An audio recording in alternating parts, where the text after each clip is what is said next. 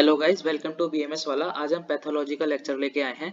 जो हमने सबसे पहले सेल अडेप्टेशन पढ़ी थी उसमें हमने देखा था कि सेल स्ट्रेस की वजह से क्या क्या अडेप्टेशन करता है। मेटाप्लाजिया, हाइपरप्लाजिया, एट्रोफी, हाइपरट्रॉफी, ये सब दिखाता है। तो आज इसमें से हम हाइपरप्लाजिया कवर करेंगे। हाइपरप्लाजिया में क्या होता है? Increase in the size mass of an organ और tissue due to increase in number of cells in organ और टिश्यू। इसमें जो साइज, जो नंबर होता है सेल्स का, वो इंक्रीज हो जाता है, जिसकी वजह से टिश्यू का साइज भी इंक्रीज होता है और अल्टीमेटली ऑर्गन का साइज भी इंक्रीज होता है। बेसिकली जब सेल का नंबर इंक्रीज होगा तो टिश्यू भी इंक्रीज करेगा और एट द एंड ऑर्गन का साइज भी इंक्रीज हो जाएगा। इसके कॉजेस क्या क्या होते हैं कि हाइपरप्लासिया किस किस वजह से होता है? फिजियोलॉजिकल यानी हमारी बॉडी से ही। Hyperplasia due to hormones, hormone की वजह से भी हाइपरप्लाजिया होता है। Hyperplasia of glandular epithelium of female breast at puberty, pregnancy and lactation from the estrogenic stimulation। जब ईस्ट्रोजेनिक का प्रभाव ज्यादा हो जाता है, ईस्ट्रोजन का, तो उसकी वजह से क्या होता है, जो हाइपरप्लाजिया हो जाता है फीमेल की ब्रेस्ट का, क्योंकि जो वहां पे ग्लैंडुलर एपिथेलियम होता है उसके जो साइज है, जो सेल का जो साइज है वो इंक्रीज होने लग जाता है। किस वजह से इंक्रीज होता है? क्योंकि जो वहां पे नंबर है सेल का वो इंक्रीज होगा, जिसकी वजह से टिश्यू का साइज इंक्रीज होने से ब्रेस्ट का साइज भी इंक्रीज होने लगता है। अगला आता है कंपनसेटरी हाइपरप्लाजिया, जो जिसमें पार्शियल हेपेक्टोमी में नजर आता है। जब किसी का लिवर निकाल देते हैं तो वहां के जो नंबर है सेल्स, जो है लिवर के हेपेटिक सेल्स, वो इंक्रीज होने लग जाते हैं। जिसकी वजह से क्या होता है, वहां पे कंपनसेटरी हाइपरप्लाजिया देखने को हमें मिलता है। पैथोलॉजिकल क्या है? जो बाहर से हमारे नजर आते हैं, बॉडी हमारी कंडीशन नजर आती है बाहर से पैथोलॉजिनेसिस की वजह से। उसके क्या है? It occur due to excess endocrine stimulation of chronic injury और इरिटेशन। कभी पैथोलॉजिकल कंडीशन क्या कवर करती है? एक्सेस एंडोक्राइन स्टिमुलेशन और क्रोनिक इंजरी की वजह से अगर सिस्टम चल रहा है बॉडी में तो उसकी वजह से हाइपरप्लाजिया हो सकता है। एग्जांपल क्या है? एक्सेसिव हार्मोनल स्टिमुलेशन, अगर ज्यादा अमाउंट में हार्मोन रिलीज हो रहा है तो उसकी वजह से हाइपरप्लाजिया हो रहा है। एंडोमेट्रियल एग्जांपल, एंडोमेट्रियल हाइपरप्लाजिया, जिसकी वजह से ईस्ट्रोजन की वजह से, जो कि आगे चल के कैंसर में भी कन्वर्ट हो सकता है।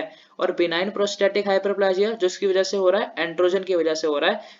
इन दोनों की वजह से बेसिकली जो सेल का नंबर है वो इंक्रीज हो रहा है और एंडोमेट्रियम और प्रोस्टेट ग्लैंड की हाइपरप्लासिया हो रहा है। और दूसरा आता है क्रॉनिक इंजरी की वजह से लॉन्ग स्टैंडिंग इन्फ्लेमेशन में lead to hyperplasia, specially in skin and oral mucosa.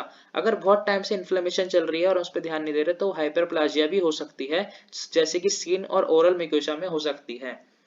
वहां का नंबर बढ़ने की वजह से ज्यादा सेल्स होंगे और इन्फ्लेमेशन इंक्रीज हो जाएगी। पैथोलॉजिकल हाइपरप्लाजिया में lead to cancer, example endometrial cancer. जैसे हमने भी देखा, अगर पैथोलॉजिकल हाइपरप्लाजिया तो वो कैंसर भी कॉज कर सकता है, जैसे हमने देखा था अभी यहाँ एंडोमेट्रियल हाइपरप्लाजिया में कैंसर होया था आगे चल के। इसका मैकेनिज्म क्या है? Cell proliferation mostly of mature cell mediated through stimulation by growth factor और हार्मोन। सेल की जो प्रोलिफरेशन है, जो सेल फूल रहा है, वो मोस्टली मैच्योर सेल होते हैं और किसकी वजह से होते हैं? ग्रोथ फैक्टर और हार्मोन की वजह से वो बढ़ने लगते हैं। जो ग्रोथ फैक्टर हार्मोन ज्यादा रिलीज होता है तो क्या है, जो सेल का नंबर है वो ज्यादा इंक्रीज होता है, सेल ज्यादा प्रोलिफरेट करते हैं और उनका साइज इंक्रीज हो जाता है।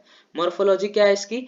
ग्रॉसली हम देखें तो size of the affected organ increase, सब बेसिकली जो ऑर्गन का साइज है वो मेनली इंक्रीज हो रहा है। और माइक्रोस्कोपिक लेवल पे अगर हम देखें तो नंबर ऑफ सेल इंक्रीज हो रहे हैं और माइटोटिक फिगर इंक्रीज हो रहा है। मतलब जो माइटोटिक फिगर अगर 1 से 2 डिवाइड हो रहा है तो 2 से 4 होने लग जाएगा वो।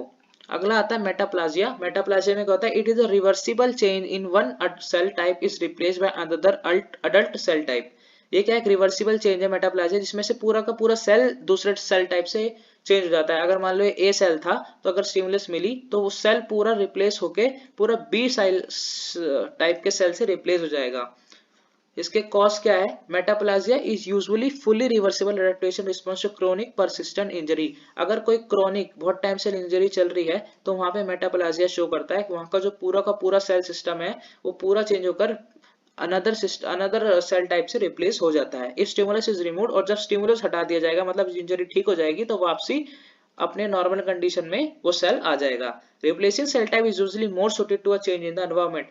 जो रिप्लेस कर रहा है वहां पे सेल, यानी ए जो ए सेल को बी सेल रिप्लेस कर रहा है, वो बी सेल ज्यादा सूट करता है उस चेंज के हिसाब से। अब इसमें टाइप क्या क्या आते हैं? स्क्वेमस मेटाप्लाजिया इन रेस्पिरेटरी ट्रैक्ट, ये एपिथेलियल मेटाप्लाजिया का एग्जांपल है। नॉर्मल एपिथेलियम और ट्रैकियर ब्रोंकाई में क्या होता है, सिलिएटेड कॉलमनर होता है ताकि जो डर्ट ट्रैप है वगैरह उन सबको कैच कर सके। लेकिन जब क्रॉनिक इरिटेशन होती है, टबैको स्मोकिंग हम लोग करते हैं ज्यादा, जब टबैको स्मोकिंग हो जाती है तो जो सिलिएटेड कॉलमनर है वो कन्वर्ट हो जाता है स्क्वेमस मेटाप्लाजिया में, ताकि जो सीलिया है वो फर्दर डैमेज ना हो और हमारी प्रोटेक्शन हो सके। दूसरा आता है कलमनर मेटाप्लाजिया, इसको गॉबलेट सेल भी बोलते हैं या फिर बैरेट एसोफेगस भी बोलते हैं। ये भी एपिथेलियल का ही मेटाप्लाजिया का टाइप है। जो नॉर्मल एपिथेलियम होता है ओसोफेगस का वो स्क्वेमस एपिथेलियम का बना होता है, लेकिन जर्ड गर्ड जिसे हम कहते हैं गैस्ट्रिक एसोफेजियल रिफ्लेक्स डिजीज, उसके कारण क्या होता है पूरा का पूरा स्क्वेमस एपिथेलियम कन्वर्ट हो जाता है कॉलमनर मेटाप्लाजिया में, जिससे क्या होता है it secret mucin which protects oesophageal lining. जो हमारी इसोफेजियल लाइनिंग है वो जीआरडी की इफेक्ट से बच जाए, इस वजह से वो पूरी अडेप्ट कर लेता है कॉलमनर मेटाप्लाजिया में। इसको हम क्या बोलते हैं, रेड वेलवेट अपीयरेंस भी बोलते हैं। अगला आता है ऑशियस मेटाप्लाजिया। ऑशियस मेटाप्लाजिया क्या है, ये कनेक्टिव टिश्यू मेटाप्लाजिया का टाइप है। Formation of new bone at the sides of tissue injury, कहीं पे टिश्यू इंजरी हो जाती है तो वहां पे नई बोन चालू हो जाती है बनना। Example bone formation muscle called myositis ossificans. Muscle की जगह पे नई बोन बनने को क्या कहते हैं, मायोसाइटिस ओसिफिकेंस कहते हैं। और एक कब अकर होती है, जब इंट्रामस्कुलर हेमरेज होती है। अगर मसल के अंदर कोई हेमरेज है तो वहां पे टिश्यू इंजरी होगी और टिश्यू इंजरी की वजह से क्या होगा, वहां एक नई बोन डेवलप होने लग जाती है, उसे ओशोफेजिस मेटाप्लाजिया का एग्जांपल हम कहते हैं। अगला इसमें टॉपिक आता है कि इसका मैकेनिज्म क्या है।